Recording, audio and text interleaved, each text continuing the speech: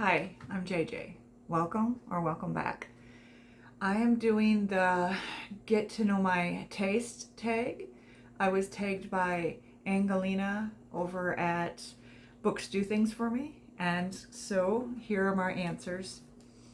For the questions, how do you rate books? I do rate them by stars if I'm doing Storygraph or something, but usually, uh, in my mind, I just kind of if it's a good book worth reading, just I guess average, like just an average book, uh, 2.5 stars, um, or or around there. 3 stars or to 4 stars is usually, I think it was a good book. I think it is worth recommending, especially if it's like 3.5 stars or so. It was not a waste of time. I got something valuable about it. I'm glad that I read it. I would highly talk about it. 4 stars is usually, I really enjoyed it. Uh, if it's anything above 4 stars, I definitely would do a reread. And if it's 5 stars, I absolutely not only would do a reread, I want to eventually own the book so that I have it in my library, and I constantly think about it. So like 4.5 to 5 stars for me are books that really impacted me somehow, whether it's nonfiction and I learned a lot from it, or for my Read Around the World challenge, it was just something that taught me something that stuck with me, something that was meaningful.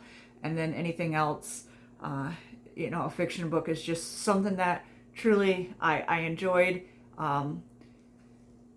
Sometimes those books, not necessarily like enjoy, like as in, like some of them were hard reads, but I enjoyed the experience, in the sense that I still have not stopped thinking about it. I definitely would recommend those books. The harder ones, I would obviously give like content warnings and stuff, because not all books are for everyone, no matter how much I love them. So I kind of just gauge off of the feelings and stuff, and the lower the rating and stuff are geared more towards like classic books and stuff that I enjoyed for what they were.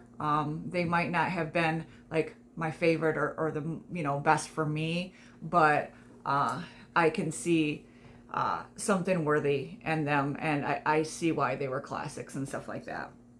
I'm not very perfect in my rating. It's more based on feeling, and sometimes I change the ratings. Like if I've read a book and I'm like, wow, I'm still thinking about that book, I better rate it higher than I did. So how do I approach reviewing books? It's the same way. It's analytical in the sense that when I'm reviewing, or even reading, I'm trying to understand first, especially if it's a classic or written, like a translated book or an author from another country. I'm analyzing if it's historical fiction, the time period. I want to know the context and stuff around it. The same with the authors and stuff who write classics. I want to know what they were trying to tell with their story and stuff like that. So I'm analyzing in that sense of the word, but the rest of it is all emotion and how the book makes me feel. My favorite books are ones that I can draw lines to other great books, and I can see the parallels. I can see the way that they were inspired by the external factors. I can see the way that they were influenced by other authors who came before them, or contemporary authors of their time, and stuff like that. So I really enjoy feeling emotionally invested, not just in the book, but in the way that the book makes me feel, and the way that it makes me see and think about the outside world. So what's the book that made me a reader? So it could be a first favorite or one that got me hooked and started it all. So I cheated and I picked a couple for this just because I've always been a reader. In my childhood book tag, I talked about how I was like memorizing the Three Little Bears at 2.5. So I've always been a reader, but the ones that stand out to me, first, when I was in high school and we had to read the short story, which I also mentioned in that other video, The Outcasts of Poker Flat by Bret Harte. And it was the first time, like, it's not even that I like enjoyed the whole story, but there was a line at the end that I shared the quote on the other one, so I'm not even going to share it here. But it just was the first time I realized the importance of what a well strung together sentence can make you feel and make you just like, that was in 10th grade that we read that, and I'm still thinking about it. So that was impactful, and that was just got me to think about reading differently for the first time. Shortly after that, in high school, I read Catcher in the Rye for the first time, and then immediately reread it. That was the first book that I know that I reread. And so I feel like that was impactful in the fact that, oh wow, you can have different experiences with the same book based on who you are as a person as you read it again. The old adage that when you step into a river, you're never the same person, and neither is the river. So it's new every time. It's the same text. It's just you're bringing something completely different to it. And the third time, and this is probably what really made me a lifelong reader, is up until that point, we were reading a lot of fiction and stuff. And so I can't remember if it was when I was still in high school or just right out of high school, but I had found a book at the library, and it was called Leap of Faith by Queen Noor. And I was just fascinated when I read that because she was an American woman who married King Hussein who had been the King of Jordan. And so it was her memoir, and she talked about, life, moving into the Middle East and the politics and the experiences there. And it was the first time that I'd ever had the acknowledgement that perhaps what what we were learning in school and stuff, or what I thought, I realized that there are two sides of the story, that history is written, especially in books, by, like, it has a certain bias. It's always said it's written by the victors. And so I never really questioned what I had read up until that point. And then it made me question what I was reading. It made me question how I was seeing the world. It made me question how I interacted with history. And history has always been one of my favorite subjects, and that just made it even more so because it made me reevaluate all the things I had learned previously that I just took for granted as truth.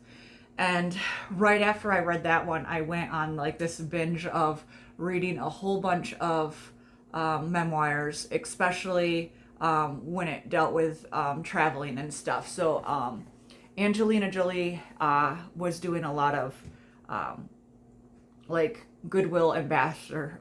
She was a Goodwill ambassador, and so she was doing like different work with refugees and stuff. So she had wrote a book called Notes on My Travels, and she was talking about each of the places that she had been. Anderson Cooper wrote Dispatches from the Edge about the different places he had been. And then I read What Remains, and I forget the author here, but she was actually married to one of the Kennedy cousins. So she was friends with like John Kennedy Jr. and Carolyn Bessette. And she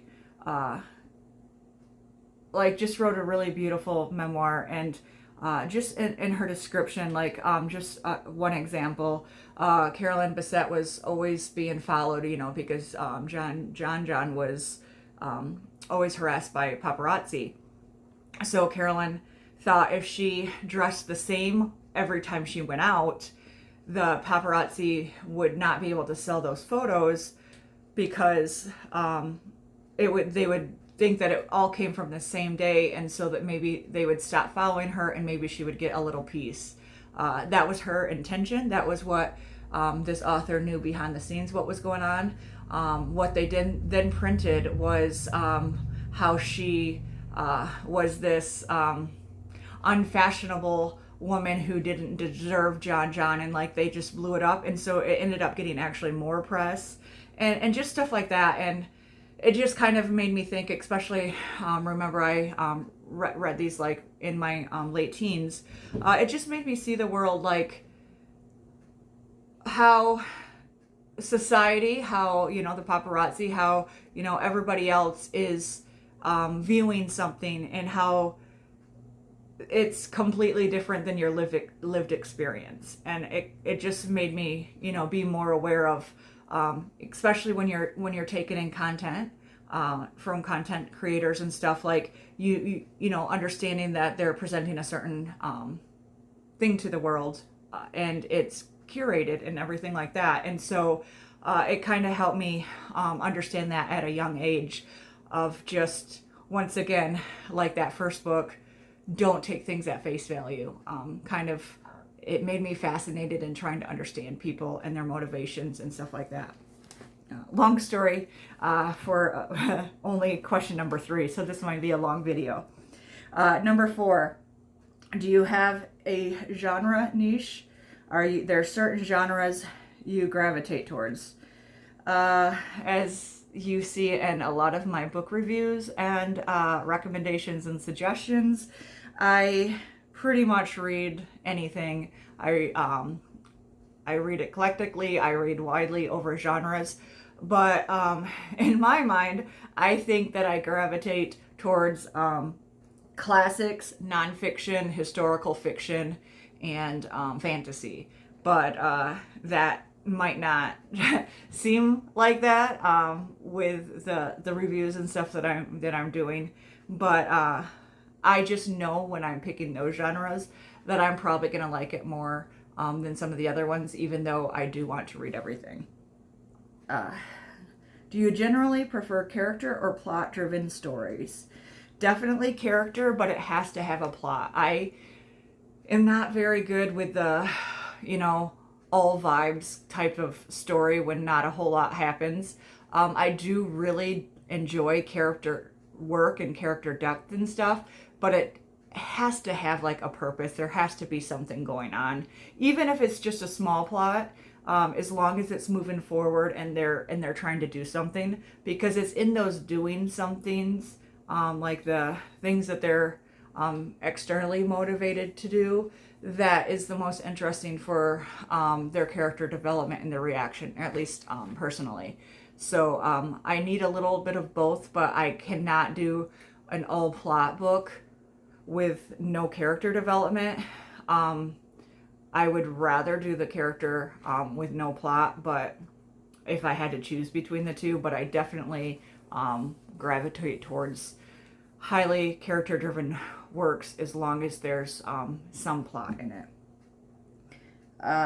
Number 6, what's a book you have so I can't read my own writing, I'm sorry. What's a book you love so much that you don't care if others like it? What's a book that you love enough for everyone? Okay, so I have a few of these as well. I had mentioned it in my Pride video. Cute Mutants is a story that I know that it probably is absolutely not for anyone, because I have an obsession with comic books and X-Men. So I just, like, that book was everything I wanted. I know that that is not for everybody. Another one that I haven't mentioned yet is Prince of Tides. I really enjoyed that book. I also know that book's not for everyone because there are so many uh, trigger warnings for it. There's so much trauma and stuff going on that I would not just, blindly recommend that to anyone. But I enjoyed it. Was very character driven. The relationship between two brothers and a sister who grew up with abusive and neglectful parents, and then the sister now in the present is just attempted to take her own life again, and so she is not talking to her. She has not been talking to her family at this time, so her therapist is trying to figure out like why she keeps trying to die by suicide. And so her brother starts to talk to the therapist and slowly reveals like their family story, which just seems very so many HIPAA violations with like he should not have said things that the sister did not want known, I believe, but I don't know. But as for a story, it was very interesting just to see him start to realize that things that he thought he got over in the past might have been things that his sister still held on to. And like I said before, I'm very big into character-driven work, but also I love psychology and understanding people. So I really enjoyed this story. And then another one is it's the first in a series, and it's a historical fiction, While Christ and His Saints Wept, and that takes place. That first book that I really enjoyed is Henry II, and his battle and his claim to the throne, and how he eventually meets Eleanor of Aquitaine, and they become the parents of Richard the First, Richard the Lionheart, and King John, which is, if anyone pays any attention, Robin Hood, the Prince John. And so that's that family and that's that era. So like eventually you're gonna get into the more Henrys, and you'll do the Battle of the Roses and the 100 Years War and everything like that. But this is like firmly before that, and it will lead up, the series, which I haven't finished yet, will lead up to Richard the Lionheart on the throne and stuff like that. So it's a niche history that I'm just interested in those time periods and stuff. So I'm completely fine just enjoying it on my own. I did kind of suggest that my cousin and I are doing buddy reads. She's doing that, and I'm reading Outlander for her. So I did get somebody else to read it, but I am not going to be like completely devastated if she doesn't love it, because I know that it's like very niche and something exclusive to just my tastes. What's a book that you love so much that if someone doesn't like it, you know that your reading tastes don't align, where a difference of opinion is a strong indicator of a different reading preference? So I'll answer this, but then there's kind of a reverse to that question.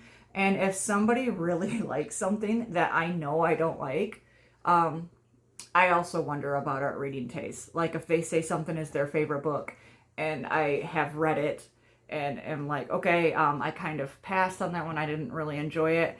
It will make me kind of second guess what their other options are. Not that it will make me distrust them or judge them or anything, because I've had a lot of people that I follow who love certain books, and then I didn't like them, but I have liked everything else that they recommended. So, everybody has that one or two just, kind of out there books like that. So mine that I would hope that people like, and I can kind of gauge whether I'll like their stuff or not.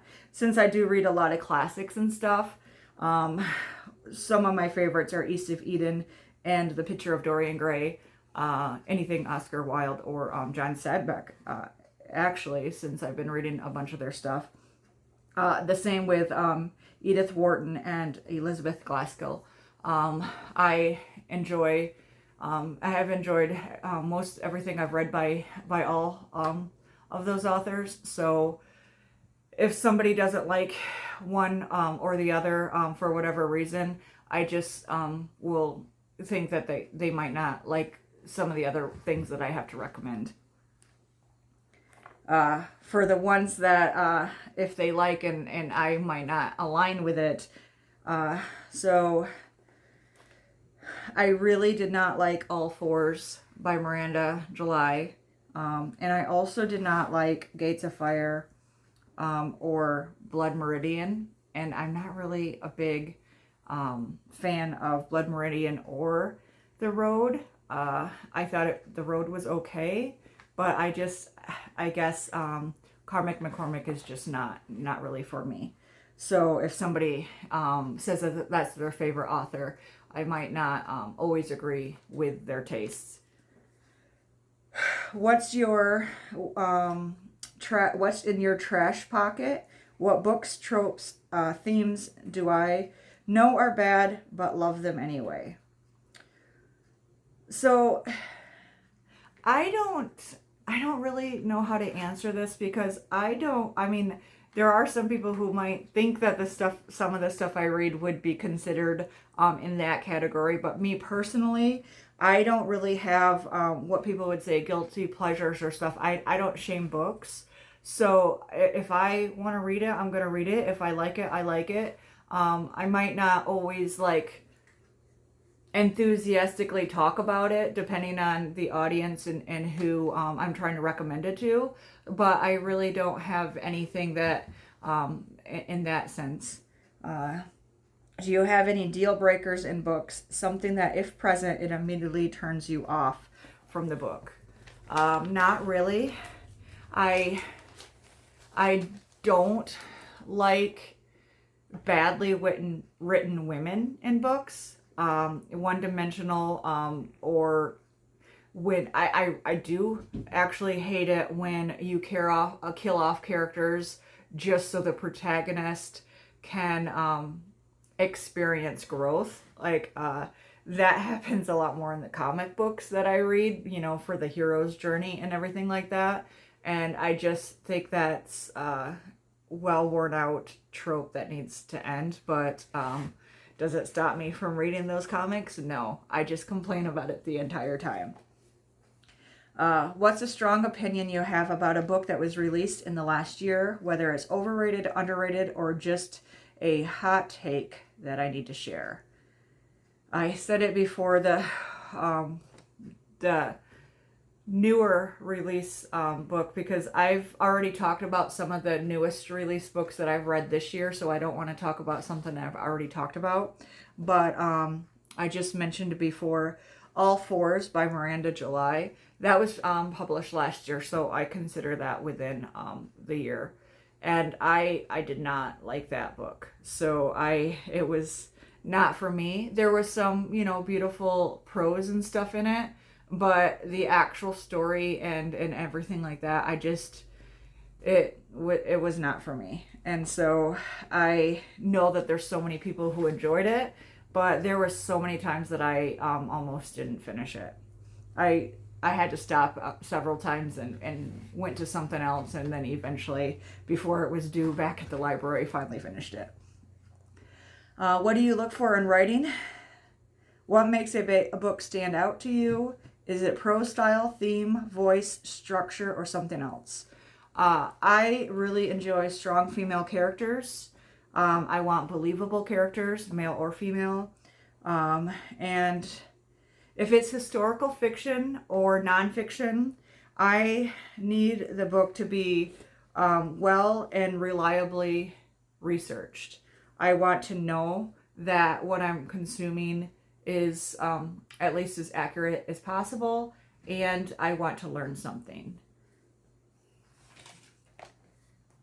I can't always do like the flowery stuff, and I'm really bad. Like this is going to sound awful, but when people go on and describe a room, I do not care. I can't retain that kind of information. I don't have the imagination when they're describing clothes either. Like I have what the person looks like in my mind. I That's all I need to know. I'm not good at like clothing styles or anything like that. So that just goes beyond my head, and it's waste of writing as much as I'm concerned, because I'm literally just skipping that. How do you decide what to read next? Do you plan ahead, mood read, or follow external factors like hype, recommendations, or arcs?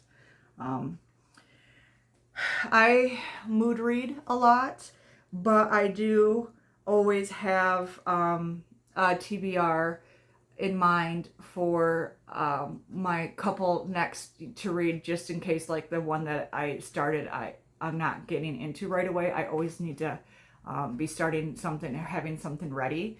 And a lot of the times my reading is based on whichever rabbit hole I go down and my newest obsession. So if it's an author, then I tend to try to work through their back catalogs. And if it's a topic, I like surround it and like want to read everything about that time period, about that person, about that country or whatever. So it kind of changes based on what my current obsession is. So, oh yeah. In a caveat to that is the fact that now that I have this channel, I have kind of changed my reading habits just slightly. I'm still not reading things that I wouldn't otherwise read. I'm just, in order to participate in some of the events, I'm kind of moving up stuff that was on my TBR that I had already intended to read. I'm just reading it sooner than I had planned, which is sometimes a little frustrating, just because like if you're not in the mood for something, you're not in the mood for it. So I kind of once again cycle through a lot of books just to make sure that I can get through that one in time to do that event. Where do you get your inspiration for your booktube content? What sparks your video ideas, other creators, trends, personal reading experiences? For me, it's mostly personal reading experiences. Like I said, I'm reading what was already planned on my own TBR, and so I have my own passions. I have my own favorite things, and sometimes I like to connect those two. Sometimes, like I said, I'll go down a rabbit hole and I'll be like, oh wow, this book reminds me of these, so I want to do a video that's just gonna discuss all of those books that I think are similar. Sometimes I have been really thinking about a book that I've read before and I just want to talk about it because a lot of YouTube creators tend to stick with like what they're currently reading. And I have read so much prior to this channel that I want to still be able to talk about the books that I love. So I'll find a way to do it. So I'm not as much influenced by like the different trends of what everybody is doing right now, unless it's a specific event that goes with what I'm already interested in. So I'm really excited for being able to talk about Shakespeare in September and stuff like that. So I'm really glad that I'm finding these different avenues to be able to properly discuss the things that I love, knowing that it's an event that means other people like that specific thing as well. So that's exciting for me. But otherwise, I just quietly doing my own thing and reading my eclectic books, and that's me. If you could make any book go viral right now, what would it be? A book that you think deserves more attention and why? Once again, I have a few of these. Some of them I have mentioned before, and one I specifically already filmed a video about this duology so that I can talk about it more in person, because I do think that it needs to be seen. But those books are just a quick short read that just somehow stuck with me is Sweet Bean Paste. I don't know why I resonated with it so well, but it was a really impactful book that I really enjoyed, and I wished more people have even heard about it. Same with Woman at Point Zero. I actually am planning a video I just finished reading Resurrection by Leo Tolstoy, which is going to be interesting because I don't know if I'm going to post that video or this video first. I'm not sure. I'm filming them on the same day. So in that one, I am going to be comparing Resurrection to a couple other stories, and one of them is Woman at Point Zero. And I'm going to talk about that as often as possible just because that's a really great book. I will wait for that other video where I'll go in a lot more detail with that one. Another one that has stuck with me is Almond, and I talked about that book specifically on my video, the Read Around the World one. It's a South Korean book, so you can watch that video because I actually talked about all three of those briefly on that video as well. And the other one is the first book in the duology is called Dread Nation. And it is a fascinating exploration about a alternate United States post-Civil War. And it has zombies, and it deals with race, and it deals with passing as white when you're black. It deals with newly freed enslaved people, and it just has so much that is so relevant right now. And I actually have already filmed a video that I've been waiting to post, so I'll get to that sooner rather than later, where I'm actually comparing a lot of the themes to Sinners. So if you've seen and love the movie Sinners, this book has very much that same vibe. I really wish more people even heard about it. I don't see anyone on BookTube talking about it. If you do, or if you have, then please point them in my direction because I want to, gush about it with people. Booktubers with reading tastes similar to my own. As you know, I have very eclectic taste, but when I watch Carolyn Marie Reads, when I watch her channel, when she's talking about books, especially the books I've already read, we have very similar opinions about those books. She reads a lot of the classics. And so I think that taste-wise, especially in regard to the classics, she would. And I'm going to mention a bunch of others rather than tagging them because I know that this is an older tag, so a lot of these, especially these well-established channels, probably already did this tag.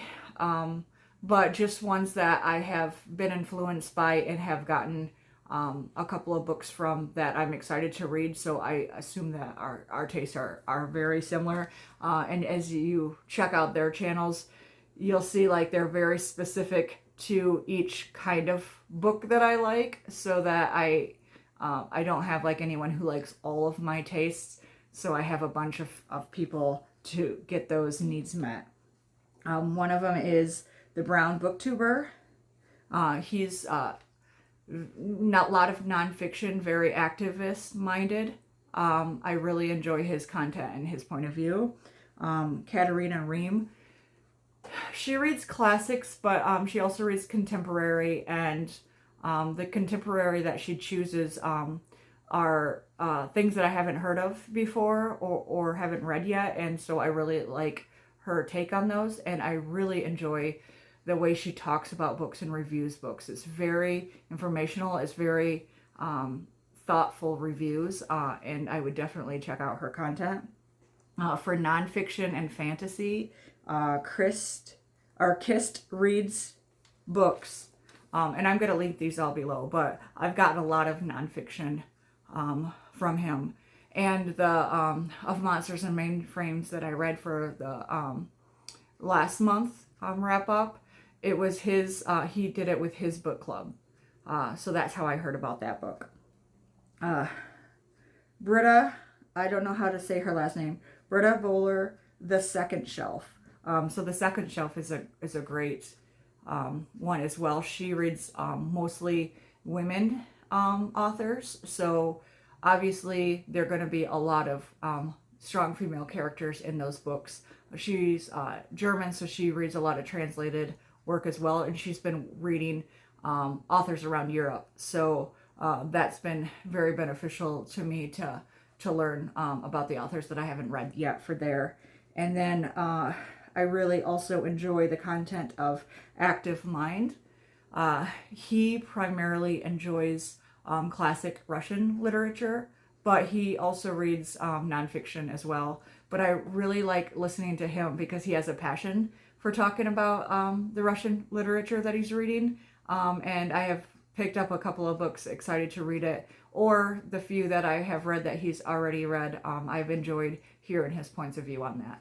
So I'm not going to tag them to do this video, but I do encourage you, if you liked any of the stuff that I mentioned that they talk about, definitely check out those YouTubers there, or Booktubers. They're pretty cool.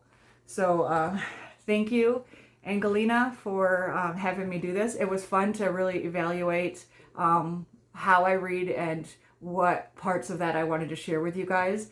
It helped me understand more the content that I might want to put out for you guys, and be a little more thoughtful about how I'm rating them and how I'm sharing that experience with you. So I did enjoy doing this, and I hope that you enjoyed watching it.